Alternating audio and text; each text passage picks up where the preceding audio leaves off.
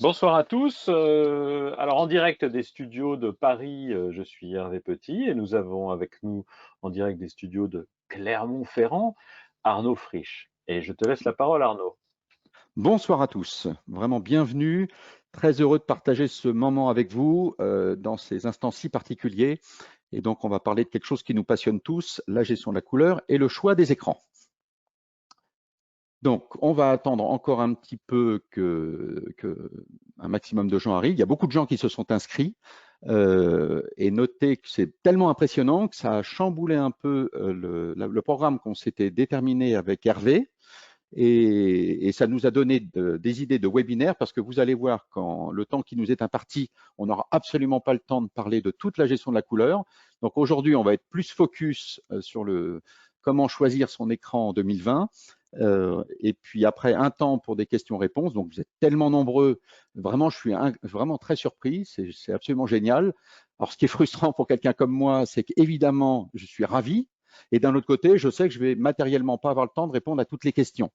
Donc voilà, sachez que je suis disponible à travers mon site, à travers les mails. Le téléphone est ouvert évidemment en ce moment de confinement. Si vous n'avez pas la réponse précise à votre question, eh bien c'est tout simplement c'est pas bon pour ce soir. On a plein d'autres temps pour le faire et il y aura surtout d'autres webinaires. Vous verrez qu'on est en train de préparer pour envisager pour préparer pour avoir davantage de possibilités de répondre à vos questions. Donc rassurez-vous, le but c'est vraiment de passer un moment ensemble autour de quelque chose qui nous intéresse tous. Et si vous n'avez pas la réponse ce soir, on prendra le temps d'y répondre un petit peu plus tard. Voilà, on laisse les Arnaud, gens arriver. Voilà, je suis tellement surpris. Moi, là, je vois presque 600 personnes qui se connectent. C'est tellement incroyable que c'est vraiment super. J'imagine que les circonstances, ils sont aussi pour quelque chose. Et j'ai envie de croire aussi que c'est parce que le boulot que je fais depuis 15 ans vous intéresse. Et vous allez voir, là, il y a plein de choses à dire sur le choix d'un écran en 2020. Et donc la est-ce que tu soirée va peux se pré afficher ton... Vas-y, on peut démarrer, tu peux afficher ce que tu veux. Soit ton Bon, la écran, soirée soit va se tu présenter mets ta en deux caméra. temps. Je vais d'abord vous montrer une vidéo que j'ai enregistrée et donc qui vous permettra de la regarder tranquillement par la suite. Une vidéo qui va durer 30 minutes où je vous donne des points clés pour choisir son écran ou sa sonde de calibrage en 2020 et pourquoi en 2020. Donc la partie réglage, là, on va être obligé de la faire dans un autre webinaire parce que ça prendrait vraiment trop de temps. Et il y avait déjà beaucoup de choses à dire sur comment choisir son écran en 2020. Et évidemment, le jeu des questions-réponses après, des petites consignes et autres qui nous emmèneront facilement vers 19h45 parce que avec Hervé, on tient absolument à se libérer avant 20h. On est très nombreux, je sais, à vouloir aller applaudir tout le personnel hospitalier qui fait un travail complètement incroyable en ce moment. Et on tient absolument à préserver cet instant-là. Donc, on arrêtera voilà, vers 19h45 pour pouvoir absolument féliciter tous ces gens. On y tient absolument. C'est même impressionnant dans mon tout petit village, dans mon petit bourg. Je peux vous assurer que quand on gagne des finales, il n'y a pas autant de bruit de football, il n'y a pas autant de bruit que pour applaudir le personnel hospitalier. Donc, ça fait vraiment chaud au cœur. Et, et voilà, j'aime bien l'idée qu'on puisse passer une soirée à se faire plaisir et à remercier en même temps. Donc voilà, plus de 600 personnes qui se connectent. Tu peux, Donc tu peux mettre ta vidéo, voilà, vas-y, qu'on puisse te voir. voilà, hop. Donc là, c'est ton écran et Voilà. Bonsoir à tous. Donc en direct de mon bureau, ici en Auvergne. Donc voilà, d'ici, c'est d'ici d'où je travaille. Donc vous voyez, c'est la brèche. C'est pas. Il y a quelques photos sur mon site internet, mais vous voyez dans quel environnement j'ai organisé mon bureau pour pouvoir travailler. Et puisque ça concerne la gestion de la couleur et pas directement les écrans, vous voyez, j'ai peint mes murs en blanc, ma porte en gris, mes meubles sont en blanc, mon parquet au sol est en gris. Donc un environnement pas coloré pour ne pas influencer le travail de retouche. J'essaye. Alors évidemment, c'est très difficile de respecter les normes officielles qui déterminent les conditions exactes dans lesquelles on peut faire un super travail de retouche entre un écran et des comparaisons avec des tirages par exemple. Mais j'ai essayé de créer un environnement. Alors malheureusement, c'est un peu froid. Voilà, c'est pas aussi joli avec un beau lambris en bois par exemple. En revanche, c'est vraiment très pratique au quotidien. Et là, vous ne voyez pas, mais le mur qui est derrière mon écran est également en gris. Et c'est extrêmement pratique pour retoucher des photos dans de bonnes conditions, pour que l'œil travaille dans de bonnes conditions pour regarder son écran. Donc voilà, c'est l'occasion de faire. En fait, je sens que je vais y prendre goût. D'habitude, je passe que mon temps à écrire. Et de plus en plus de gens me demandent, mais Arnaud, pourquoi tu entretiens pas davantage ta chaîne YouTube? Et je m'aperçois que, bah oui, c'est très agréable. Je vois bien, je comprends maintenant pourquoi il y a plein de YouTubeurs qui ne font presque que ça. Ils écrivent très peu. Moi, je suis un peu de l'ancienne école. J'aime bien écrire des livres, j'aime bien écrire des textes, j'aime bien, voilà, sur mon site internet. Là, l'afficher. Oh, Donc, oh, moi, je le voyais. Ouais, tu le voyais, c'est bon? ouais. Je sais Donc là, pas en si fait, on ne voyait pas ma bouille. Donc, si je comprends bien, arrêtez de montrer l'écran. Non, c'est bon. Hervé, est-ce que tu peux me dire si les gens me voyaient ou pas avec moi, la je vois les webcam? deux. Je vois ta tête et puis ton écran. D'accord, bon, bah, c'est super, c'est super. Donc voilà, moi Mais j'aime bien, j'adore attends, écrire, je attends, suis oui, de oui, les autres l'ancienne voient les deux école. aussi. Alors, pour tout le monde, juste pour que ce soit bien clair. Donc, vous êtes beaucoup trop nombreux, vous pouvez le comprendre, pour qu'on vous donne le son. Parce que si on met le son pour 600 personnes, c'est fini, quoi. Déjà, tout va s'écrouler. Donc, seuls Arnaud et moi avons du son. Vous pouvez écouter, normalement, si ça marche. Et vous ne pouvez pas parler. Désolé, c'est comme ça, c'est un webinaire. Quand il y a beaucoup de monde, c'est systématiquement le choix qu'on prend. Vous avez la possibilité d'ajuster normalement entre les deux fenêtres la taille entre la bouille de Arnaud et son site. Donc vous pouvez les bouger, regarder un petit peu comment se trouve l'interface. On peut même l'afficher en double écran si vous avez deux écrans.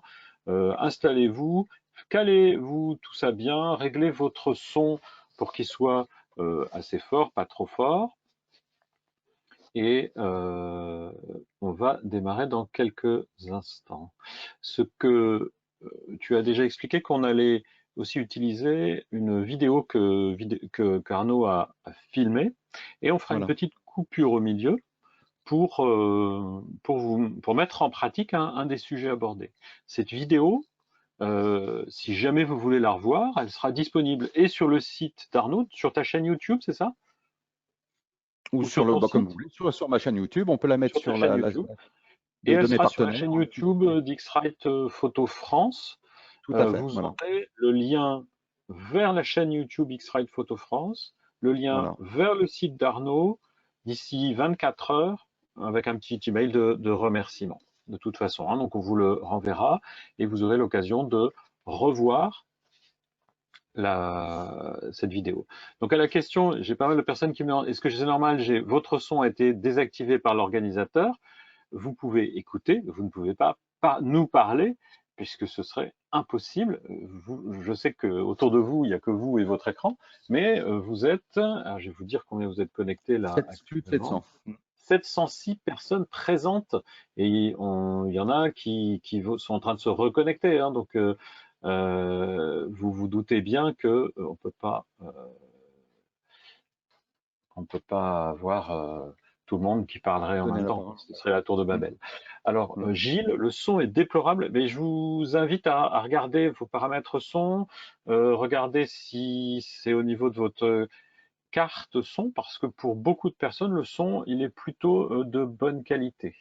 Et quand c'est indiqué le son coupé par l'organisateur, c'est bien entendu votre micro qui ne peut pas fonctionner, mais j'espère en tout cas que vous nous entendez. J'en ai pas mal qui me disent enfin j'ai le Oui, là, moi son, j'utilise j'entends. un micro-casque qui m'a permis d'enregistrer les vidéos et les tests qu'on a fait a priori fonctionnaient bien, un son vraiment chaleureux. C'était pas du tout le son de la webcam que j'utilise. Alors, pas Même mal de personnes si, me disent que chez eux, ça marche très bien et que ça peut être une question de débit. Ce qu'on va ah faire, oui, Arnaud, si tu es d'accord, on va parler assez calmement parce que, comme ça, même les personnes qui ont un son qui serait un peu dégradé parce qu'ils n'ont peut-être pas une super bande passante, passante, ils ouais. pourront quand même nous comprendre. Donc, à nous d'ajuster. D'adapter le On débit. va essayer de faire cet effort. Ok. Mais ne vous inquiétez pas, comme on l'a indiqué, les vidéos, en tout cas la partie vidéo, elle est enregistrée. Bien sûr, là, ça va être plus riche puisqu'on a prévu un certain nombre de choses autour. Mais la vidéo, en tout cas, elle sera en replay chez Arnaud et sur le site d'X-Rite Photo France. Alors, je pense que je regarde si c'est stabilisé. On est à 724 personnes présentes, 725. Moi, je propose qu'on y aille. Bon, alors, deux petites choses vraiment. J'ai plus l'habitude d'écrire que d'enregistrer des vidéos, donc pardonnez les petits problèmes techniques. Par exemple, là, j'avais commandé de l'éclairage de qualité pour faire des vidéos que je n'ai pas pu recevoir à cause du confinement. Donc, j'ai éclairé ça comme je peux. Vous verrez, il y a des petits défauts techniques. C'est pas absolument parfait. C'est un petit peu sombre aussi. Voilà, concentrez-vous sur ce que je dis et pas sur la partie technique. Je le déplore, je regrette. Je suis pas champion du monde de ça. Il va falloir que j'améliore ça, ça c'est clair. Et on a recentré la vidéo davantage donc sur le choix d'un écran et le choix d'une sonde en 2020 et non pas sur le réglage. Voilà, je l'ai précisé un petit peu dans le titre de la vidéo. Et pourtant, il y a déjà de quoi dire pendant une demi-heure. Vous voyez qu'il n'y avait vraiment pas la place pour ça. Et donc, voilà, on a décidé avec Hervé, il y aura d'autres webinars où on s'occupera du paramétrage d'un écran, d'une pièce en vue d'une retouche photo. Donc, c'est déjà prévu. Voilà. Ben, Très je crois bien. qu'on est prêt. À toi de jouer, Hervé. Alors, ben moi, ce que je vous propose, c'est qu'on démarre par un petit sondage. Euh, Arnaud et moi, on était intéressés euh, de vous connaître un petit peu mieux. Et en ligne, on ne peut pas vous interroger chacun. Donc, ça se présente sous la forme d'un sondage auquel vous allez pouvoir participer. Je vais l'ouvrir dans quelques instants. Comme on a été privé d'un deuxième tour aux élections, on va pouvoir voter. Et vous pouvez cliquer sur un bouton, éventuellement deux, mais je dirais que ce serait plutôt un. Je lance le sondage et je vous propose d'y répondre. Et ensuite, on affichera le résultat de ce sondage en live d'ici maximum 2 minutes, on le fait tout de suite. Allez-y, vous pouvez participer au sondage. Tu le vois, Arnaud, c'est bon? Oui, oui, je le vois très bien. Je peux Nous, on ne peut évidemment pas pas participer, participer. évidemment. Alors, pour ceux qui ont des gros soucis de bande passante, Daniel nous propose la solution suivante, ce serait de couper le flux webcam d'Arnaud pour le moment, de manière à avoir le son correct. Tant pis si vous n'avez pas sa webcam. Et à ce moment-là, vous auriez que l'écran, et comme il n'y en Moi, a je l'ai qu'un, coupé, moi, non? ça Je vous peux le ferait couper moins. aussi, je l'ai coupé. Ou alors tu peux la couper, ouais, ta webcam pour l'instant, sachant que s'ils ont un souci de son, quand ce sera la vidéo, ça va être la cata. Et sinon, dans l'outil GoToMeeting, Daniel nous indique qu'on peut directement couper un des éléments si jamais il y a trop de choses finalement. Comme ça vous permet de vous concentrer sur un des aspects. Yves, je pense qu'au niveau du son, nous, on est relativement fort. Si vous avez besoin que ce soit plus fort, c'est peut-être de votre côté. Alors, je ne sais pas. Après, on peut mettre un cran plus fort, Arnaud, au niveau du son. Ton Alors, micro, tu mon peux micro, oui, l'ajuster je un petit peux. peu à la hausse. Ouais. Alors, attends, oui, oui, je dois pouvoir. Hop, hop, hop là. Hop. Là, je fais. Non, moi, je suis pratiquement à fond, là. C'est comment, là? Est-ce Là, ça que sature, c'est. là, c'est trop fort. Ouais, voilà, c'est ça, c'est ça. Bon, Ouais, normalement, non, ouais. ça sature. Voilà, là, ça doit être Vas-y, bon. Puis, hop. réessaye. Voilà, là, ça devrait être bon. Là, ça sature moins de chez moi. D'après mon test, ça a l'air bon. Là, c'est bien. D'après mon test, là, c'est bon. Ça sature pas. OK. Alors, où est-ce qu'on en est par rapport à notre sondage? 93% ont voté. Bon, on va dire que c'est bien, hein, c'est un bon taux. Il y a beaucoup de politiques qui en rêveraient la nuit, 93%. Et donc, je ferme le sondage. C'est bon, personne veut faire un dernier vote? C'est parti. Ah si, j'en vois encore. Allez, je ferme le sondage et maintenant je vous partage les résultats. Et donc vous êtes 4% à être débutante ou débutant en photographie, 38% sont photographes amateurs en solo, 30% photographes amateurs au sein d'un club, 12% sont freelance ou semi-professionnels. Donc on estime que c'est des personnes qui peuvent avoir un autre métier alimentaire, par exemple, et qui ils font de la photo et ils peuvent en avoir une partie euh, de leurs revenus. Et 17% quand même, hein, c'est pas mal, sont des photographes professionnels parmi nous. Ben, bienvenue à tous. De toute façon, vous êtes tous welcome à ce webinaire. Et ce que je vous propose, c'est qu'on démarre maintenant. Je vais masquer ces résultats et on va démarrer la petite vidéo et on va la couper un moment pour faire une petite pause. Arnaud, tu veux rajouter quelque chose avant que je lance la vidéo? On est parti. Alors, je vais peut-être reprendre la main en tant que présentateur pour pouvoir lancer la vidéo. Wow. Non, c'est pas comme ça. Bah, est-ce que toi, tu peux la lancer? Parce que moi, je t'ai mis comme présentateur. Donc, en dessous d'écran principal, tu vois? Écran, oui, pardon, mais oui, tu m'avais, voilà. Mais là, voilà, ça démarre.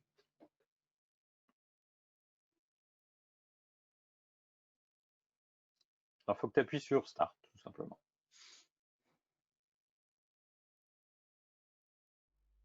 Bonsoir à tous et bienvenue dans cette vidéo que j'ai intitulée « Comment choisir et régler son écran en 2020 ». Cette vidéo est réalisée en partenariat avec la société X-Rite, société qui réalise et qui m'a envoyé l'i1 Display Pro Plus, sa dernière sonde, la société BenQ qui réalise de très nombreux écrans pour un usage photo ou vidéo. Ils m'ont prêté un très beau 32 pouces, le SW321, et enfin la société de vente en ligne Miss Numérique. Alors pourquoi j'ai intitulé cette vidéo « Comment choisir son écran et le régler en 2020 ?» Eh bien, depuis une bonne année, je constate à travers tous mes tests que vous retrouverez sur mon site, sur la gestion des couleurs, j'ai remarqué que on pouvait distinguer deux nouvelles catégories d'écrans. Les écrans classiques, on va dire classiques, qui sont dédiés à la retouche photo, mais progressivement, j'ai observé de nouvelles caractéristiques techniques qui s'adressaient davantage à ceux qui veulent soit regarder des vidéos, soit carrément faire du montage vidéo. Donc le marché est en train de se diversifier très progressivement et clairement la tendance, j'ai commencé à l'observer en 2019 et maintenant elle se précise évidemment en 2020. Nous finirons ensuite cette vidéo avec le marché des sondes puisque les deux grandes marques Datacolor et X-Rite ont renouvelé l'ensemble de leurs sondes en 2019. Alors, cette petite vidéo a surtout but d'attirer votre attention sur quelques caractéristiques, quelques points sur lesquels, à mon avis, il faut davantage faire attention quand on choisit un écran en 2020. Alors, on va commencer par le premier point. Je constate donc à travers ces essais que contrairement à très longtemps, quand je testais des écrans, ils étaient tout simplement éventuellement plus grands et plus précis dans l'affichage des couleurs. C'était des écrans dédiés à la retouche photo. Et progressivement, les besoins des retoucheurs, des monteurs vidéo ou bien de ceux qui veulent regarder des vidéos allaient de plus en plus vers des caractéristiques qui sont parfois à l'opposé des besoins des photographes. Et très clairement, l'offre s'est vraiment diversifiée et vous avez des écrans qui ont des caractéristiques très clairement orientées vidéo, montage vidéo, regarder des séries quand on a retouché des photos. Et à contrario, des écrans se spécialisent vraiment dans la retouche photo. C'est le cas de ce SW321, dont les caractéristiques, vous le verrez dans les différents points que nous allons soulever, s'orientent davantage pour ce type d'usage. Donc ça, avoir ça vraiment en tête, il va falloir dorénavant, quand vous choisissez un écran, à mon avis, essayer de cerner l'usage principal que vous souhaitez faire de votre écran. Si c'est un usage vraiment photo, et quel usage photo? La retouche photo en vue d'une impression, la retouche photo pour une diffusion sur Internet, sur les réseaux sociaux, parce que vos clients ont des sites Internet ou des réseaux sociaux essentiellement, et enfin, le montage vidéo. Donc ayez ça toujours dans un coin de votre tête. Est-ce que vous êtes principalement un retoucheur photo pour faire de l'impression, mais que vous n'êtes pas contre regarder une petite série vidéo de temps en temps? Le deuxième point concerne la taille, la définition, la résolution des écrans. Donc ces conseils, vous pouvez les retrouver avec beaucoup plus de précision sur une partie que j'ai appelée comment choisir son écran et que j'ai découpé en 8 pages. Donc vous verrez beaucoup plus de conseils plus détaillés sur mon site internet. Donc à propos de la taille d'écran, alors ce que je peux constater en 2019 et tendance forte 2020, des écrans de plus en plus grands. Alors bien sûr, faut-il avoir de la place sur son bureau pour pouvoir les placer, mais très clairement, on voit une diversification dans les 32 pouces ou plus. La marque Apple vient de sortir un 32 pouces. J'ai affaire à un très beau 32 pouces là sous mes yeux. Ça laisse beaucoup de place pour travailler. Ce sont des écrans qui sont de plus en plus 4K. Alors vraiment un renforcement de cette tendance. Donc des écrans grand format et 4K. Malheureusement, ces écrans-là coûtent relativement cher. Je n'ai pas observé de tendance baissière vraiment marquée en 2019. Donc dès qu'on veut s'acheter le meilleur, le plus grand, dans les plus hautes résolutions, malheureusement, cela coûte encore relativement cher. Troisième point, pardon, alors là, qui va nous intéresser, les technologies de dalle. Vraiment un point auquel il faut faire attention. Jusqu'à maintenant, il y avait 3 technologies de dalle. Vous aviez, alors là j'en ai parlé ici sur cette page-là, et donc on peut voir que pendant très longtemps, nous avions affaire à des technologies dites TL, des dalles dites TN, des dalles VA et des dalles IPS, les fameuses dalles IPS qui sont très connues des retoucheurs en photo. Alors en fait, le principe de ces dalles, c'est un peu le même. Fondamentalement, vous avez une dalle rétroéclairée, donc beaucoup de luminosité, et le problème des fabricants, c'est d'arriver à bloquer cette luminosité quand il s'agit d'avoir du noir. Et donc, on va utiliser des cristaux liquides qui vont se déplacer devant cette dalle lumineuse de manière à bloquer la lumière là où il y a besoin. Et pourquoi il y a différentes technologies? Parce que selon les technologies, on va pouvoir aller plus ou moins vite. Donc vous comprenez que les joueurs vont avoir besoin de la plus grande réactivité, donc vont choisir davantage des dalles TN, à la différence des photographes qui ont besoin, eux, de précision dans la retouche de leur couleur, et vont plutôt s'orienter vers des dalles qui malheureusement sont moins rapides, mais sont plus précises. Donc ces deux tendances-là, les VA se situent un petit peu au milieu. Alors il peut y avoir des dalles correctes en dalle TN, plutôt en dalle VA. Si vraiment on veut une dalle qui est précise pour retoucher les couleurs, il faut choisir une dalle IPS, même en 2020. Alors maintenant, on observe alors là pour le coup, c'est depuis un certain temps dans le monde des téléviseurs, c'est une 4e technologie, les technologies OLED. Alors là, c'est complètement différent. Vous avez un écran qui, par définition, est noir. Et quand un pixel reçoit un stimulus, là, le pixel qui est organique va s'éclairer. Donc là, vous comprenez qu'on va avoir affaire à un nouveau type d'écran avec un noir vraiment profond, puisque l'écran est parfaitement noir par défaut. Dans les autres technologies, vous avez un rétroéclairage constant et il faut essayer de masquer plus ou moins cet rétroéclairage quand on veut du noir. Comme on y arrive de manière imparfaite, on a toujours le sentiment que l'écran est légèrement éclairé. Donc on observe plutôt un écran gris foncé que vraiment parfaitement noir.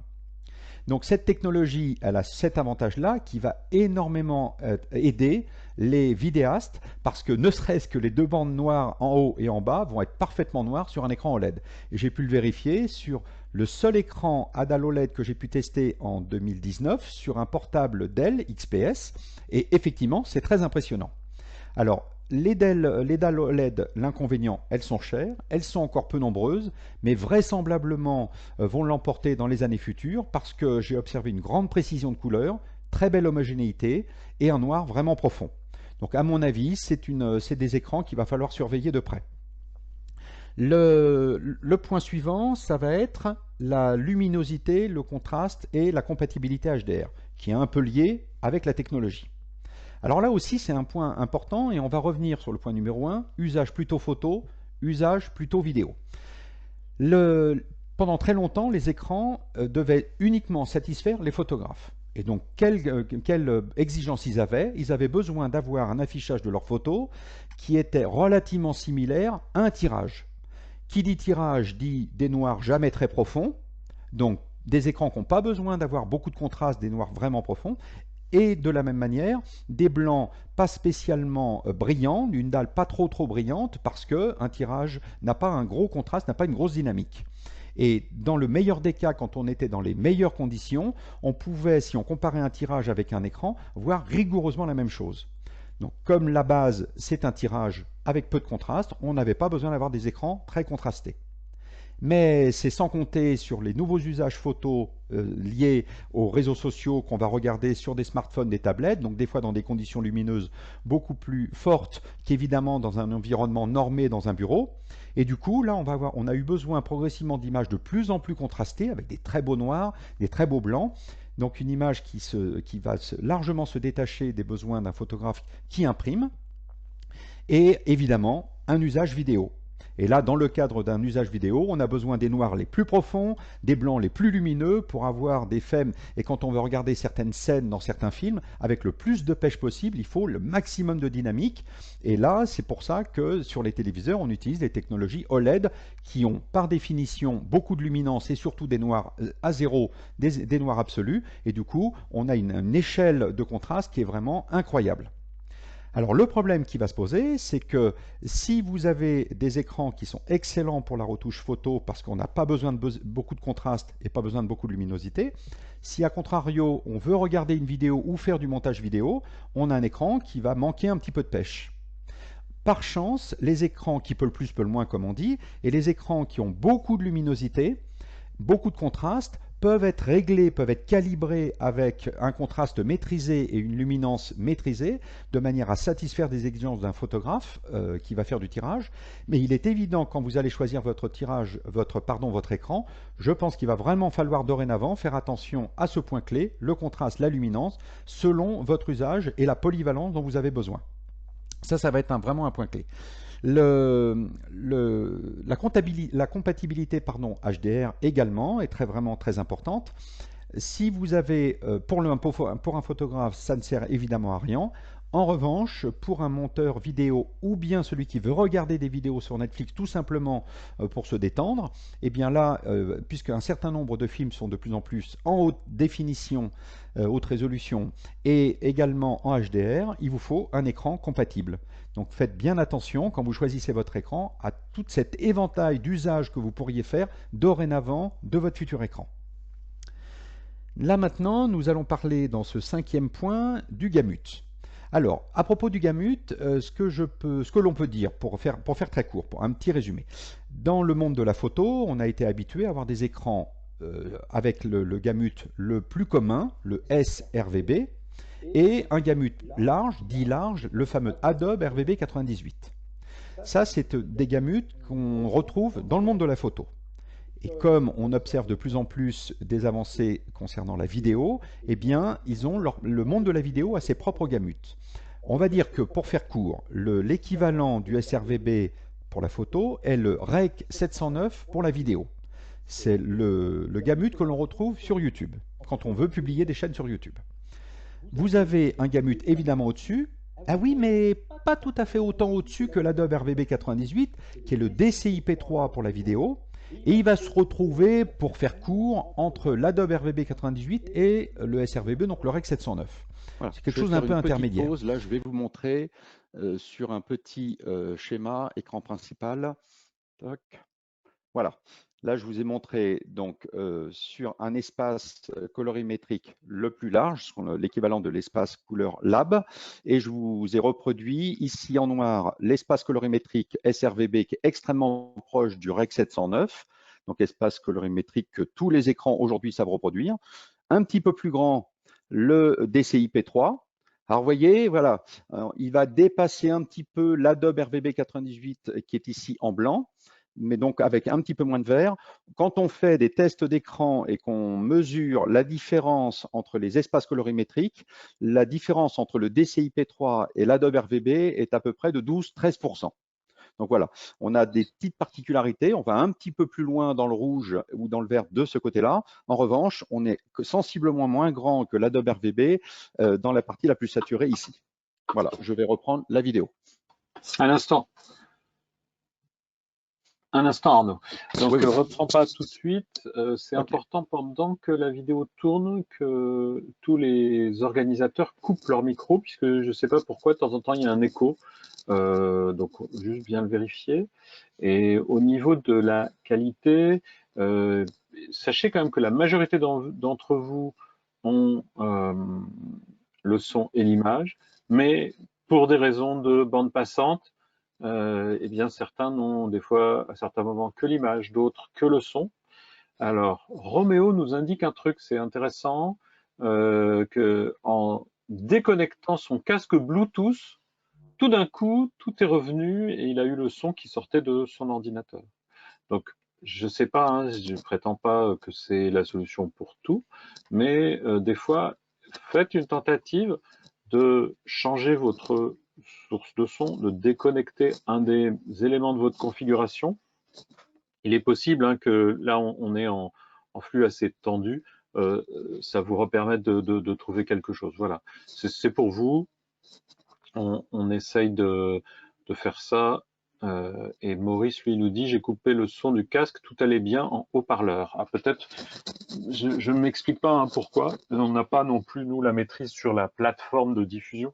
On est des experts on est des experts de la couleur, pas des experts de la bande passante à travers vos différents fournisseurs d'accès Internet. Voilà, désolé pour ceux qui galèrent un peu. On fait du mieux qu'on peut de notre côté. J'espère en tout cas que ça vous a paru clair jusqu'à maintenant. On se remet sur la vidéo, Arnaud, et on coupe bien nos micros. Je rechoisis le... Ça va reprendre au même endroit. Ouais, ouais, tout à fait. Non, désolé pour ce problème technique. Alors, concernant les espaces colorimétriques, oui, ce que je voulais, ce que je continue à vous dire, c'est que ce qu'on observe, tendance 2019-2020, donc une séparation entre les gamutes dédiées à la photo, les gamutes dédiées à la vidéo.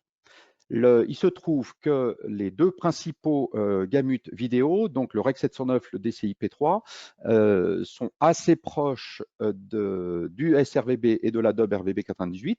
Et il y en a un troisième dans le monde de la vidéo qui s'appelle le REC 2020, qui est très très grand, qui a un volume qui est très proche du ProPhoto. Donc évidemment, aucun écran n'est capable de le reproduire, ou alors c'est vraiment exceptionnel, mais à ma connaissance, il n'y a pas d'écran qui sont capables de reproduire le ProPhoto ou bien le REC 2020. En tout cas, avec une technologie rouge-vert-bleu, c'est pas possible. Ça fait un triangle qui est beaucoup trop grand et donc qui irait fricoter avec les ultraviolets, les infrarouges, donc c'est pas possible. Donc voilà, on observe ces gamutes-là. Alors, intéressant pour le monde de la vidéo, quand vous préparez des vidéos pour YouTube, plutôt le REC 709. Quand vous préparez des vidéos pour le broadcast, c'est-à-dire le monde de la télévision, c'est le DCI-P3. Et le REC 2020, en général, est utilisé par les réalisateurs hollywoodiens qui font des films qui vont être projetés dans des salles de cinéma avec des projecteurs qui coûtent des vraies fortunes. Et à ce moment-là, donc là, on profite d'un gamut le plus large possible, diffusable en saturation par ces moyens de projection incroyables.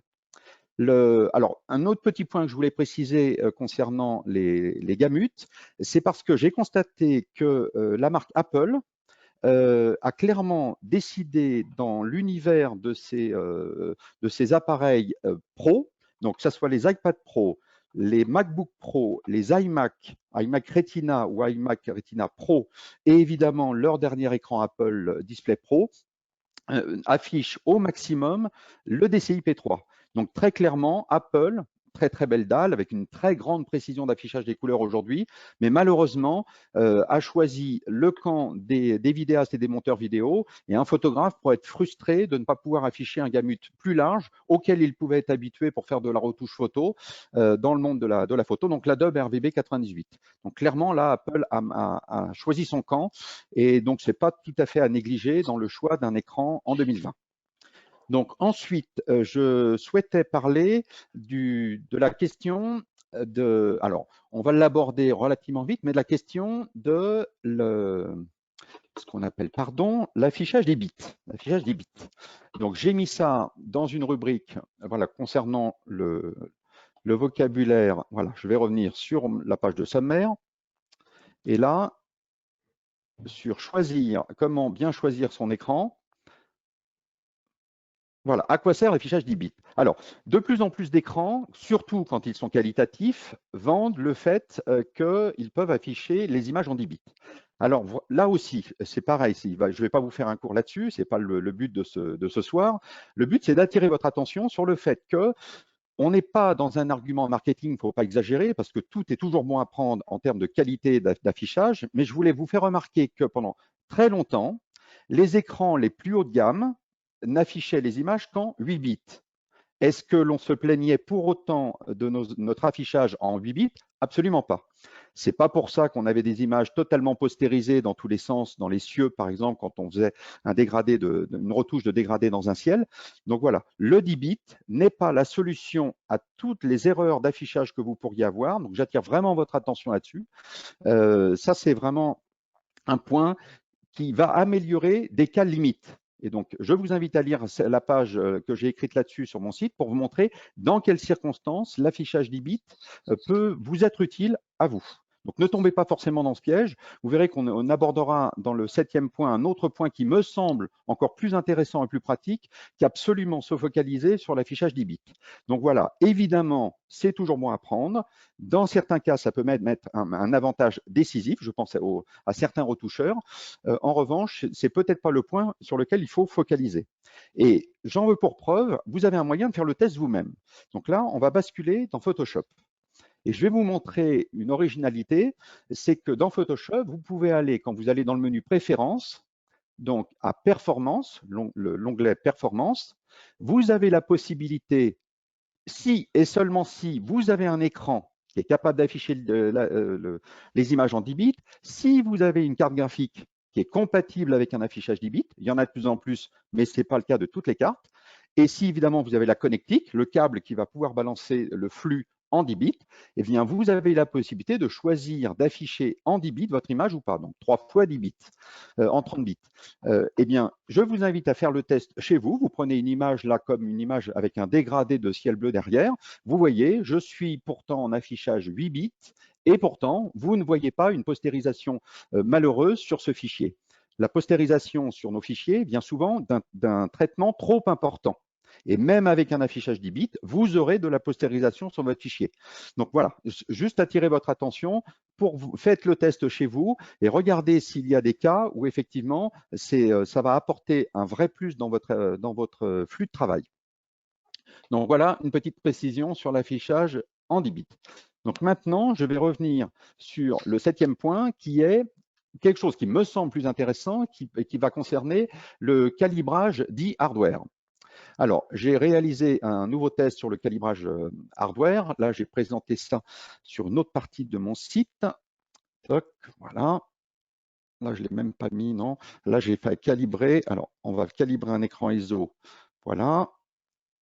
Et j'ai mis ici, où est-ce que je l'ai mis? Color Navigator. Oh, je ne sais même plus, à force de décrire des articles. Voilà, calibrage hardware. Donc, je l'ai mis dans la rubrique « Comment on calibre un écran ?» et j'ai créé une nouvelle rubrique il y a très peu de temps. Qu'est-ce que le calibrage hardware? Alors ça me semble vraiment plus intéressant parce que on en voit de plus en plus d'écrans qui permettent de faire ce qu'on appelle un calibrage hardware. Donc, tous les écrans ISO ColorEdge, série CS, série CG, tous les écrans SW BenQ, de très nombreux écrans Dell de la série UltraSharp et de nombreux écrans aussi chez Asus, puisque c'est des marques qui me prêtent leurs écrans pour les tester, dans la série ProArt. Alors, quel avantage? Quand vous avez un calibrage dit classique, vous êtes obligé de procéder, comme tout le temps dans un calibrage, en 2 étapes. La partie, ce qu'on appelle le calibrage, en anglais calibration, mais c'est un terme qu'on utilise davantage même en France, se décompose en 2 étapes. La partie étalonnage et ensuite ce qu'on appelle la caractérisation. Donc, un calibrage se fait en 2 étapes.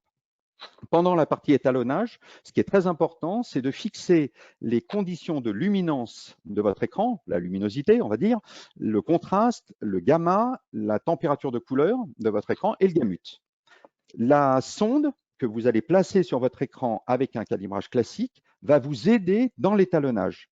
Vous souhaitez par exemple calibrer votre écran à 120 candela au mètre carré, eh bien la sonde, dans une pré-étape de calibrage, va vous dire, moi je note que votre écran est à tel niveau de luminance, il faut baisser un petit peu le curseur de luminance. Et avec les boutons de votre écran, vous allez essayer de mieux caler votre écran vers les valeurs cibles qui vous intéressent. Dans un deuxième temps, l'écran, alors là que ce soit sur un calibrage hardware, on va le repréciser, ou un calibrage classique, il y a exactement la même étape. l'écran fait défiler un certain nombre de patchs colorés sur votre écran, relève les caractéristiques colorimétriques. Donc, il va faire la caractérisation de votre écran, il relève les caractéristiques. J'appelle ça, moi, il va relever les défauts. Gérard Niemiecki, qui m'a vraiment formé il y a très longtemps à la gestion de la couleur, ça le faisait sourire, parce que évidemment, factuellement, c'est pas tout à fait ça qui se passe, mais j'aime bien parler comme ça, je trouve que c'est plus pédagogique, même si c'est moins dans la théorie précis. Donc, vous relevez les caractéristiques et vous créez à la fin un profil. Dans un calibrage classique, le profil est injecté directement dans votre ordinateur, dans l'ordinateur qui a permis de calibrer cet écran. Dans un calibrage hardware maintenant, qu'est-ce qui se passe? Pendant la phase d'étalonnage, vous n'avez rien à régler sur votre écran. Vous choisissez des valeurs cibles sur le logiciel qui est un logiciel spécial. Le plus connu, c'est Color Navigator pour les écrans ISO, Palette Master Element pour les écrans BenQ, par exemple, et vous avez des dérivés chez Dell du logiciel DXRite i1 Profiler également pour faire cela. Vous avez, quoique non, il ne permet pas de faire le calibrage hardware, je dis une bêtise. Donc vous avez, qu'est-ce qui va se passer là? Bon, vous décidez, vous donnez des valeurs cibles directement sur votre logiciel, et ensuite l'écran, le logiciel, pardon, prend la main sur votre ordinateur, sur votre écran. Je t'interromps un tout petit peu. Donc, c'est un tout petit peu trop rapide pour plusieurs personnes. Et je vais juste répéter une chose. Pour que le calibrage hardware puisse fonctionner, il y a des conditions. Il faut que l'écran, alors les marques que tu as citées, le permettent. Donc, tous les écrans ne le permettent pas. Hein. C'est uniquement des écrans quand même de qualité photographique que nous, on appelle les écrans graphiques, qui intéressent un petit village gaulois qui résiste, qui est composé de photographes, de graphistes et de créatifs, en fait, des gens qui s'intéressent à la création d'images. Donc il faut que l'écran le permette. Les marques sont relativement limitées, c'est peut-être 3% des écrans sur le marché au global, si on prend tous les écrans, parce qu'il y en a tellement de gaming qui n'y pensent même pas, que donc c'est quand même un faible nombre d'écrans. Les références, la Rolls, je dirais, ce serait ISO avec les écrans CG. Il y a quelques écrans CS qui permettent de fonctionner avec le logiciel ISO Color Navigator. Le principal concurrent actuellement, c'est BenQ avec la gamme SW, qui a un logiciel qui s'appelle Palette Master ou Palette Master Element. Et puis, il y a des modèles, comme tu disais, chez Asus et chez Dell qui permettent le calibrage hardware. Pour que ça marche, il faut donc que l'écran le permette et il faut que le fabricant de l'écran vous fournisse le logiciel qui est à la marque de l'écran. En fait, ce sont des logiciels propriétaires. Pourquoi? Parce que pour que le calibrage hardware fonctionne, il faut qu'il y ait un lien physique entre l'écran et la sonde. Et seul le fabricant d'écran peut donner en fait les informations qui permettent à la sonde de parler directement avec l'électronique de l'écran. Et c'est pour ça que le calibrage hardware, c'est toujours l'écran avec le logiciel fourni par le fabricant de cet écran-là et pas un autre qui va fonctionner. Le logiciel qui est fourni en standard avec la sonde, même s'il est très bon, ne permettra jamais de faire du calibrage hardware. Voilà. Par contre, vous en avez l'utilité parce que vous allez, avec votre super écran, je sais pas, on va imaginer que vous avez un BenQ SW, hein, comme celui que tu as devant toi, c'est un SW 321C. 321C. Donc à 32 pouces, 4K, UHD, HDR, qui permet de faire un calibrage hardware. Donc tu vas expliquer après ce que ça apporte. Ça, c'est bien, mais la même sonde, vous pouvez en avoir l'utilité pour qu'elle calibre votre ordinateur portable, un vidéoprojecteur, ou peut-être l'écran de quelqu'un de votre famille ou d'un de vos clients. Et dans ce cas-là, là, vous n'utiliserez pas le logiciel de calibrage hardware, mais vous allez utiliser le logiciel qui est fourni avec la sonde. Donc c'est important finalement que vous ayez deux logiciels, un pour faire le calibrage hardware qui est lié à l'écran, et un qui est générique, qui est passe-partout, qui est le 4.4 en termes de logiciel. Par exemple, avec la sonde X-Rite, ça s'appelle i1 Profiler, et ça doit avoir un autre nom pour les spiders. Oui, bah oui. Alors, point important aussi à préciser concernant la sonde. Là aussi, malheureusement, toutes les sondes ne sont pas compatibles avec le logiciel hardware. Donc, attention aussi à la sonde. Alors, j'ai pas mal de questions sur les NEC SpectraView. Alors, NEC était très actif en France jusqu'il y a 3-4 ans. Oui, les NEC SpectraView sont de bons écrans, mais Ah bah oui. honnêtement, depuis 3 ans, la société NEC, sur la gamme NEC SpectraView qui s'adresse, encore une fois, à ce petit village gaulois qui sont vous, en fait, ils font plus du tout d'efforts et ils suivent plus le marché euh, au niveau du prix, au niveau d'un certain nombre de choses. Ouais. Donc, oui, ils étaient bien, mais depuis 3 ans, il y a pas d'effort. Est-ce qu'ils t'envoient des écrans en test? Non, non, non, non. Ils ne nous contactent plus, on n'a pas de relation, il n'y a plus de contact technique. En tout cas pour la France. Peut-être que c'est pas le cas dans d'autres pays. Alors, on continue. Donc voilà, alors je vais donc parler un petit peu plus lentement. Alors, pourquoi ça devient intéressant avec le calibrage hardware? Donc, vous avez moins besoin de toucher votre écran, contrairement à un calibrage classique. Et qu'est-ce que ça va apporter comme avantage? Donc, d'injecter le profil que vous avez fait directement, cette fois-ci, dans votre écran et pas dans votre ordinateur. Et c'est là que les avantages pratiques arrivent. Alors, quand vous avez un... Ah, je suis désolé. Je ne savais pas que j'avais un téléphone qui... On les avait Excusez-moi. coupés.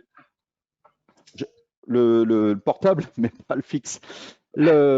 Alors, vraiment, je reprends, ça c'est un point qui est vraiment très pratique, surtout quand on repense au premier point qui est-ce que je suis plutôt un photographe qui est un usage unique de mon écran ou est-ce que j'ai besoin d'une certaine polyvalence?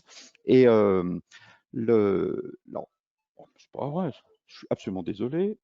Attends, ce que je vais faire, vous voyez quoi? Hop, Je je vais. débranche. Voilà, j'ai réglé le problème technique en une seconde. Quand vous avez un calibrage hardware, donc le profil est injecté directement dans l'écran. Donc, premier avantage pratique, si vous êtes dans une société et que vous avez plein d'écrans art graphique à calibrer, si vous avez donc cet avantage, vous récupérez écran par écran dans votre bureau, vous avez votre ordinateur avec votre logiciel, par exemple Color Navigator, vous calibrez l'écran en question, vous injectez le profil directement dans l'écran et vous replacez l'écran à n'importe quel poste de production, ça n'a plus d'importance, les deux ne sont plus liés, l'ordinateur et l'écran ne sont plus liés. Ça, c'est vraiment un premier avantage pratique. Mais évidemment, bon, là j'ai vu qu'il y avait 12% tout à l'heure de professionnels, donc peut-être qu'il y a parmi vous quelqu'un qui est qui a cette problématique-là. Mais il y a un autre avantage qui est très intéressant et là qui peut intéresser davantage de monde et peut-être encore plus à l'avenir. L'autre avantage qu'il y a avec un calibrage hardware, c'est donc que la partie étalonnage étant liée, on va dire que c'est comme si elle était liée à un profil.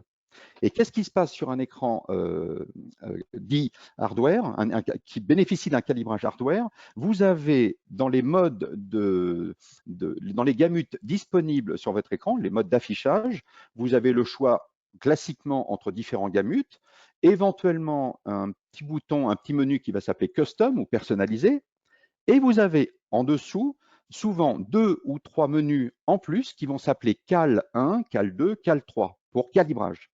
Et donc, en fait, quand vous faites un calibrage hardware, vous injectez donc le profil et en fait, vous reliez également tout ce qui est étalonnage avec un bouton Cal 1, Cal 2, Cal 3. Et du coup, si vous êtes un photographe retoucheur en vue d'une impression, vous savez que le calibrage, l'étalonnage de l'écran au niveau de sa luminance, c'est souvent nettement en dessous de 100 candela au mètre carré. Pareil pour le contraste, on n'a pas besoin d'avoir trop de contraste, on va se contenter d'un contraste avec en moyenne 600 pour 1 ou en dessous. Donc on va dire que si on est à 100 candela au mètre carré, ça va correspondre à un noir, une profondeur de noir vers 0,1, 0,2 candela au mètre carré. Contrairement à un usage vidéo où là on va avoir besoin du noir le plus profond possible. Donc là, évidemment, on va être avantagé avec une dalle OLED et inversement, une luminance des fois la plus forte que votre écran va être capable de produire. Certains écrans, donc tous les écrans jusqu'à maintenant allaient jusqu'à 300, 350 candela au mètre carré et maintenant on a des écrans qui peuvent monter à 500, 1000 candela au mètre carré, voire en crête encore plus. Regardez le nouvel écran Apple. Eh bien donc, vous voyez bien que l'étalonnage de votre écran n'a strictement rien à voir entre un usage tirage et un usage montage vidéo. Eh bien, avec un écran hardware, il suffit tout simplement d'aller sélectionner le CAL 1, le CAL 2, sans être obligé de vous souvenir. Si vous aviez un écran classique, il faudrait donc choisir le nouveau profil adapté à ce nouvel étalonnage, d'autant plus que c'est le grand écart. L'écran ne fonctionne pas du tout dans les mêmes conditions puisque c'est un grand écart en termes de luminance. Donc, les erreurs de couleur ne vont pas du tout être les mêmes. Et donc, il faut associer le profil avec un nouveau réglage sur votre écran pour choisir la luminance maximum ou la luminance à 100 candela carré. Donc, à chaque fois, il faut jongler entre les réglages écran, les réglages profil, le profil qui lui est associé. Donc, c'est infiniment plus simple avec un calibrage hardware. Donc, j'espère que voilà, que pour ceux qui vont faire le grand écart, qui ont besoin de polyvalence, vont davantage s'intéresser à la possibilité hardware d'un calibrage hardware de leur futur écran. Et enfin, on va finir. Petite interruption. J'ai oublié de dire un C'est truc, une d'ailleurs. très bonne question de Philippe Loton. Est-ce que ça ne dépend pas de la carte graphique? Ce qui est important, c'est de voir que le calibrage hardware, en fait, le profil, il est stocké dans la lutte de l'écran et que ce Voilà. profil, il est indépendant de la carte graphique. Et c'est vrai que j'ai des cas où il y avait des cartes graphiques qui posaient des soucis. On est passé en calibrage hardware, on n'en a plus rien à foutre Voilà, puisque exactement. la connexion, elle se fait direct. Donc, c'est indépendant de la carte graphique et même du système d'exploitation. Et puis, Voilà. plusieurs personnes, si par exemple ton 32 pouces, tu le calibres et que tu stockes le profil dans l'écran. Toi, tu fais ton travail, puis tu te débranches parce que tu vas travailler à la cave. Parce que tu peux pas te déplacer là en ce moment. Non, ou tu vas te Mais confiner sur l'île Dorée. non, non, tu Pas votre bouges pas. joke. Et t'es pas là. Mais ta femme, elle a envie de retoucher une image. Elle a fait des photos de tes enfants et elle va se brancher dessus et elle va pouvoir récupérer le profil alors qu'elle a un autre ordinateur qui est son Voilà. ordinateur portable. Voilà. Parce que le profil, il est dedans. Juste pour donner un exemple, ça peut être utile dans un certain nombre de situations. Alors, ça ne veut pas dire que tout le monde doit passer par le calibrage hardware, mais c'est si Ça règle ce vous problème avez technique-là. Voilà. voilà, si votre sonde le permet et que vous avez un écran qui le permet, franchement, ça vaut le coup d'y aller. Parce que c'est pas plus dur, en fait, c'est même plus simple que les calibrages normaux. Il y a un certain nombre de réglages qui se font directement entre la sonde et l'écran. Par exemple, les réglages de la luminance, on n'a pas besoin de les faire de manière manuelle, ils sont faits directement En depuis interne. le logiciel. Alors aussi un petit avantage à propos des écrans BenQ, il y a vraiment aussi un avantage pratique sur la série SW. Ils sont vendus avec un petit pad qui va se placer au niveau du pied. Et vous avez 4 boutons de raccourci. Et donc là encore, même pas besoin d'avoir accès aux touches de votre écran. Il suffit directement de personnaliser ces boutons qui, par défaut, vont vous permettre d'afficher l'Adobe RVB 98 ou le sRVB. Et bien là, vous pouvez les personnaliser pour aller directement chercher le cal qui vous intéresse. Donc là encore, un petit avantage pratique pour ces écrans. Enfin, je vais finir avec un petit point aussi à propos de la connectique. Là aussi, j'ai eu envie d'ajouter ça dans ce petit webinar parce que deux choses. Les écrans ont donc de plus en plus besoin, surtout quand ils veulent afficher des contenus très riches. Par exemple, quand vous regardez des séries sur Netflix en 4K et HDR, vous avez des flux énormes d'informations qui arrivent. Donc, il faut absolument que vous ayez une carte graphique qui suit et surtout une connectique qui suit, le câble qui suit. Et donc, un point important, aujourd'hui, on a des nouveaux câbles, les USB-C, mais on utilise encore énormément les câbles DisplayPort ou HDMI pour brancher nos écrans. Ces câbles-là ont évolué, non pas au niveau de leur connectique qui est toujours la même, la connectique ne change pas. En revanche, le câble, lui, va changer et ce qu'il est capable de faire passer va changer. Donc, les normes pour le DisplayPort ou pour le HDMI changent. Par exemple, pour le HDMI, on est passé de la norme 1.4 à la norme 2.0 et maintenant 2.1 pour faire passer de la 4K voire plus en mode HDR Dolby Vision. Donc là, c'est des flux complètement dingues qui doivent passer. Il a fallu donc créer une nouvelle norme. Or, la connectique est la même. Donc, s'il vous prend l'idée d'acheter ces nouveaux écrans et que pour des questions pratiques, vous dire que ce n'est pas la peine de débrancher votre câble puisque c'est toujours la même connectique, eh bien si, il faudra vraisemblablement changer également le câble parce que votre flux, sinon, pourrait ne pas passer et donc la connectique est trompeuse. À contrario de l'USB-C qui maintenant met tout le monde d'accord, c'est une connectique extrêmement pratique parce qu'elle sert à énormément de choses, même à charger, à envoyer de l'énergie à un écran, en plus de communiquer. Et il y a un autre avantage aussi, et donc on fait le lien avec le 7e point, le calibrage hardware, c'est que ce que je n'ai pas précisé volontairement, c'est que quand vous allez injecter votre profil dans votre écran directement, il faut bien que ça passe par un câble. Or, ça ne peut pas passer par le câble HDMI ou le câble DisplayPort.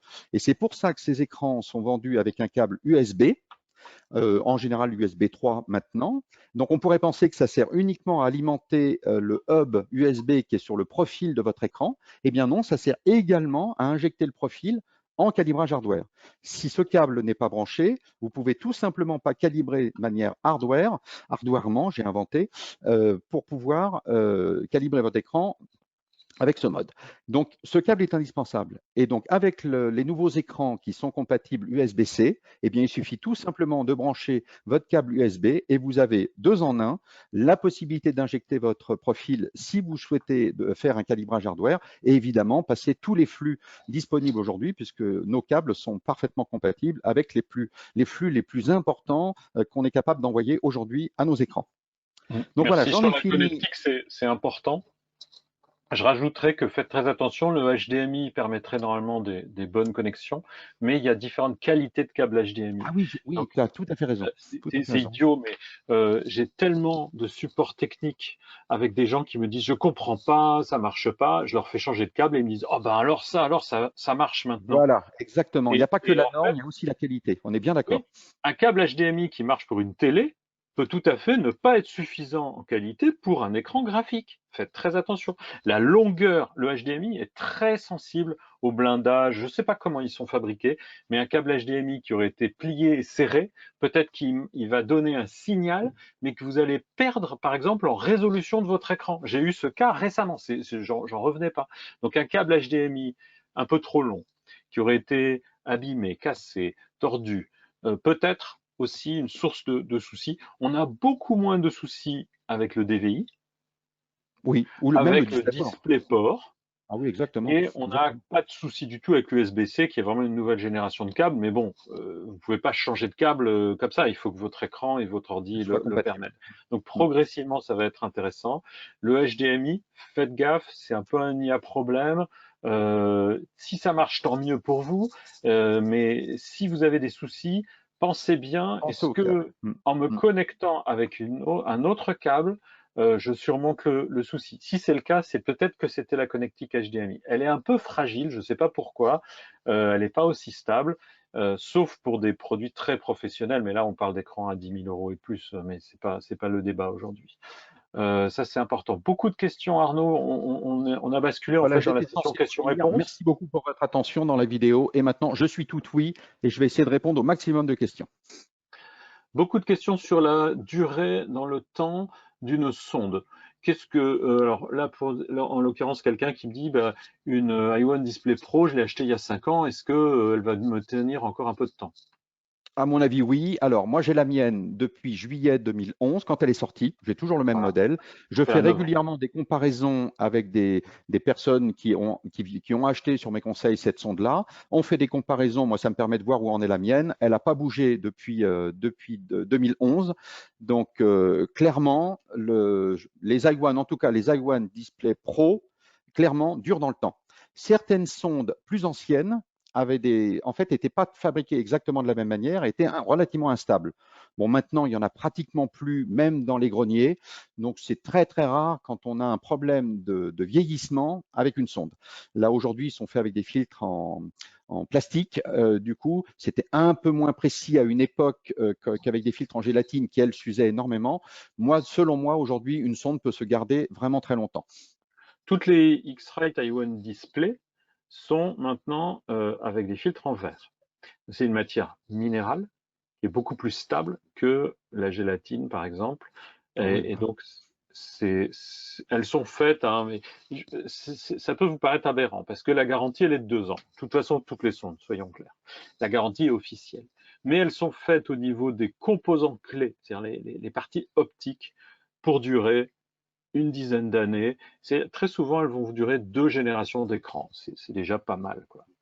Ce qui va casser en premier, le câble USB. Vous savez, si vous enroulez en serrant le petit câble autour de la sonde, c'est là où elles vont péter plus vite, ou si elles tombent, ce genre de choses. Donc, si vous êtes précautionneux, elles sont faites pour vous durer 10-12 ans, sans souci. Là, il y a plusieurs utilisateurs qui nous disent qu'ils ont une iOne Display 2. L'iOne Display 2, elle doit avoir facile 12 ans, hein, celle de la personne, elle marche encore. Si elle commence à déconner, vous verrez que suite à un calibrage, vous allez avoir une dominante magenta.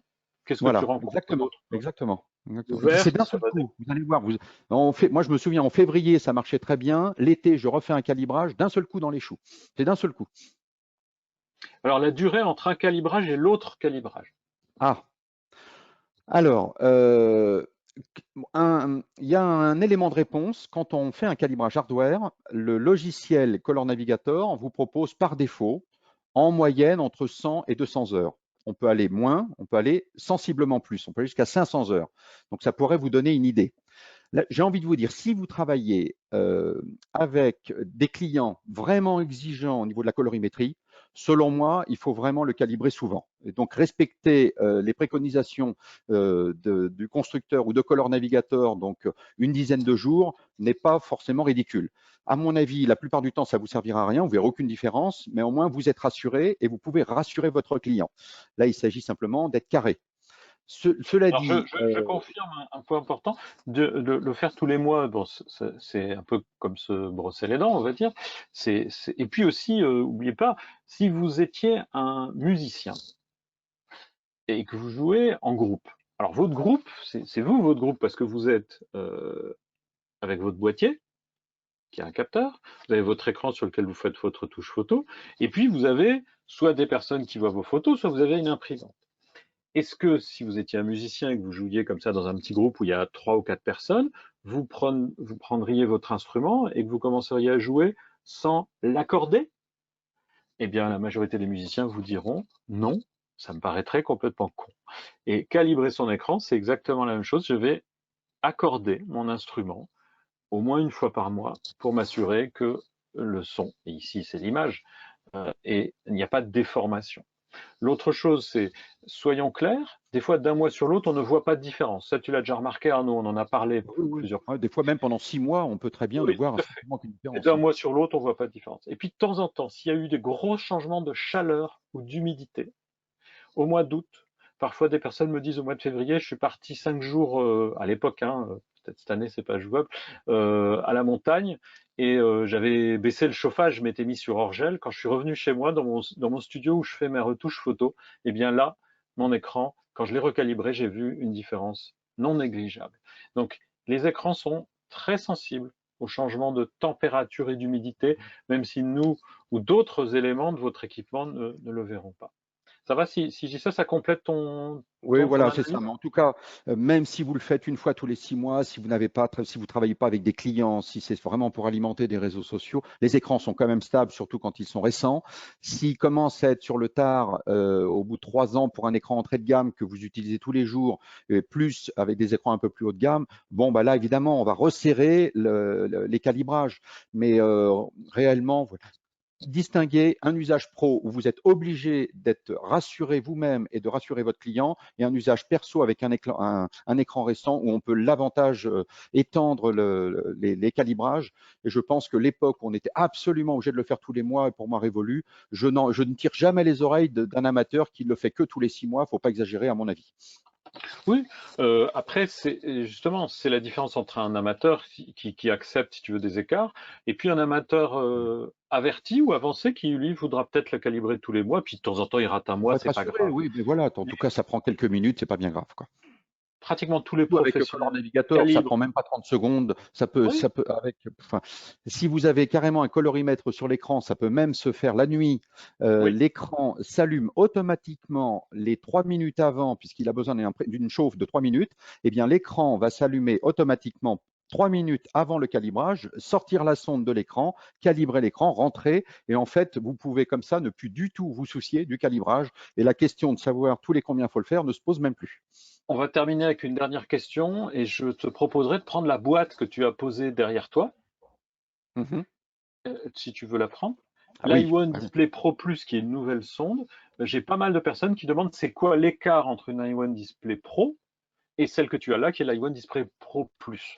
Alors, si vous regardez la vidéo, j'en parlais, Hmm. l'année dernière, donc toutes les gammes Datacolor et X-Rite ont été renouvelées, avec une nouvelle sonde du côté Datacolor, beaucoup plus rapide.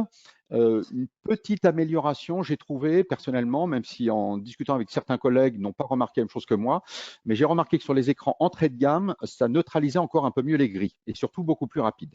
Donc la Spider 10. Et maintenant, X-Rite, qui a également renouvelé sa gamme. Alors, c'était délicat parce que là, le colorimètre qu'il y a dans les Color Monkey Display et qu'il y avait dans l'iOne Display Pro uniquement, sans le plus, était déjà excellente. Comment améliorer un produit qui est excellent? Eh bien, X-Rite a eu l'idée de dire ce qu'on va améliorer, on va essayer de gratter un petit peu partout. Donc, la gamme Color Monkey Display a été remplacée par l'iOne Display Studio. Elle utilise le logiciel iOne Studio, qui sert également pour calibrer les imprimantes avec un spectrophotomètre. Et le logiciel qui permet de calibrer l'écran est un dérivé d'iOne Profiler, le logiciel qui est vendu avec cette sonde. Et du coup, c'est un gage de qualité. Il y a moins évidemment de paramètres cibles que l'on peut choisir. On est un peu moins libre. On ne va pas avoir les rapports de calibrage, mais on a un gage de qualité. Vous avez toujours l'iOne Display Pro, que j'utilise pour calibrer tous mes écrans. Et vous avez cette nouveauté plus, et donc le principal avantage, c'est pour ceux qui veulent choisir une sonde pour l'avenir. L'iOne Display Pro Plus est capable de calibrer des écrans avec précision, même avec des fortes luminosités. On dit traditionnellement que l'iOne Photo Pro est capable de calibrer des écrans jusqu'à 1000 candela au mètre carré. Alors, un Ça. photographe qui va calibrer son écran à 160 candela au mètre carré au maximum, il s'en moque un peu. Mais pour les monteurs vidéo et ceux qui veulent faire un usage davantage vidéo de leur écran, là, on peut être amené à calibrer son écran à la luminosité maximum.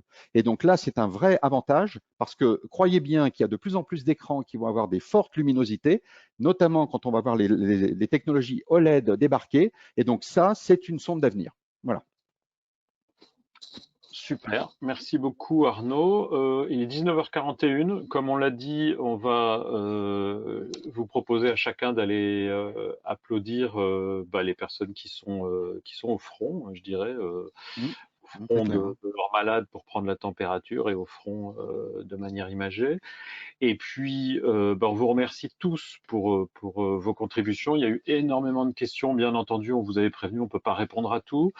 D'ici 24 heures, vous allez recevoir un petit email avec le lien à nouveau vers le site de Arnaud, vers la page YouTube de X-Rite sur laquelle, dans quelques jours, on va monter la vidéo qu'on n'a pas pu vous passer en Voir entièrement. totalité et qu'en plus certains ont eu du mal à avoir. Donc vous allez la voir, vous inquiétez pas, on vous la vend pas, c'est cadeau. Elle sera simplement mise sur la page YouTube. Après, tu la mettras peut-être toi sur ta page aussi. Et Mmh. puis euh, il y avait ça. Tu voulais parler de Miss numérique, j'imagine. Voilà, alors avec Miss Numérique, ceux qui nous ont, puisqu'ils ont quand même participé à ce webinaire, vous ne le savez pas forcément, mais avec beaucoup d'invitations, ils ont fait une bannière, etc. Et ils voulaient aussi vous remercier de la participation. Alors, les marges sont un peu serrées, mais il y a un code spécial qui est Webinar 7. Tu voudrais bien le taper sur ton écran pour que tout le monde le voit? Tu prends ton Alors, écran, tu fais juste ça. Donc jusqu'au 6 avril, là, si je vous passez une commande chez Miss ne vois pas. Numérique sur un des produits de la gamme BenQ Oui, ou de la merci. marque X-Rite, vous aurez 7% de remise en plus des promotions en cours pour toute commande passée avant le 6 avril. On a simplement sur ton écran, tu sais, en Ouais, mais où? dessous, sur ton écran, sur ta page web, je sais pas ce que tu veux. Ah oui, d'accord. Ouais, attends, sinon je vais aller dans Photoshop, créer Ouais, voilà, tout simple. un Donc, nouveau document. sur les produits X-Rite ou BenQ, et jusqu'au 6 avril, 7% de remise en supplément. Au niveau logistique, nous, on est capable et on a organisé avec Miss Numérique de faire des livraisons jusque chez vous. Dans beaucoup de cas, ça ne se passera pas forcément par la poste parce qu'il y a des régions où c'est difficile, mais ce sera peut-être par UPS, ce sera peut-être par TNT, ce sera peut-être par d'autres transporteurs. Sachez que là où d'habitude on livrait le lendemain, on livre sous 3 jours, mais on n'a perdu aucun colis pour le moment. Simplement, il faut être un petit peu patient. Si jamais il y a des choses dans ce qu'on vous a montré, ce qu'on vous a dit qui vous intéresse. Et donc, dernier truc, Arnaud, faut qu'on le fasse. On avait un dernier petit sondage et on arrête avec ça. Donc, le deuxième sondage, c'est...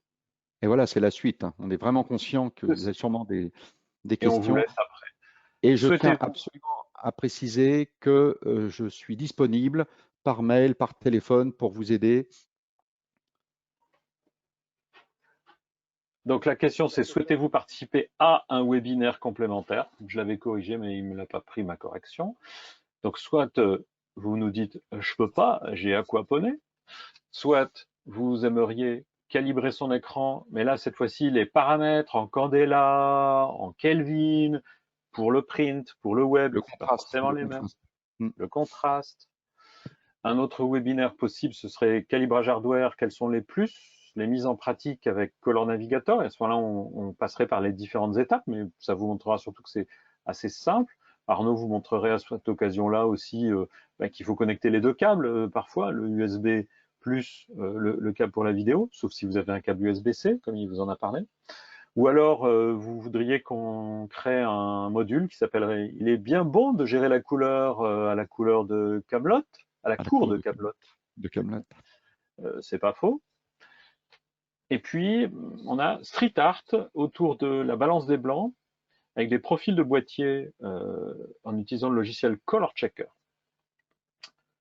En l'occurrence, celui-là, il est déjà tourné et on a prévu de le faire pour le 23 avril.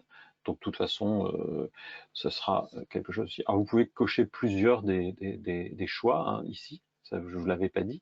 Mais si vous voulez voter, vous pouvez cocher un ou plusieurs choix si vous le souhaitez. Voilà. Ah, merci beaucoup, Arnaud. Désolé pour les petites galères techniques. Sachez que dans pas mal des cas, c'était plus des soucis de bande passante. Et puis, bon, on s'est un petit peu fait avoir par le logiciel. On avait testé plein de choses, mais on n'avait pas testé d'arrêter et de reprendre la vidéo. Et visiblement, il doit y avoir un petit truc. Donc, on va s'entraîner encore plus pour le prochain. Et puis surtout, je reste disponible. Vous le savez, ceux qui me connaissent le savent. Donc, téléphone ou bien pour discuter de tout et de rien, surtout en ce moment. Vos problèmes techniques, je réponds vraiment volontiers. Si c'est vraiment une formation, évidemment, là, il y a des formules payantes, mais je suis vraiment pas contre fournir absolument gracieusement lors d'un petit coup de fil un petit conseil. Donc, n'hésitez pas. Restez pas tout seul dans votre coin avec votre problème. Ça, c'est vraiment inutile. J'adore répondre aux questions et comme je le dis systématiquement, si mon site il est devenu ce qu'il est, c'est parce que justement des gens m'appellent, me font part de leurs soucis et du coup mon site peut s'étoffer. J'ai un ensemble comme ça de réponses qui me viennent en tête parce que j'ai entendu parler de tel ou tel problème. Donc n'hésitez pas à m'appeler, c'est comme ça que cette communauté s'enrichit et en termes de connaissances et voilà. Puis c'est un vrai plaisir de faire ça. Donc, en tout cas, merci beaucoup pour votre attention. Je vous souhaite une très, très bonne soirée. Prenez vraiment soin de vous, c'est important. Et continuons à partager notre passion tous ensemble. Merci beaucoup. Merci à vous tous. Merci pour vos participations. Visiblement, il y a un module qui l'emporte. Hein, donc, je pense qu'on va le proposer et on vous annoncera assez rapidement une date pour la suite. Il y a plein de choses à dire, donc c'est super. Au revoir. Au revoir.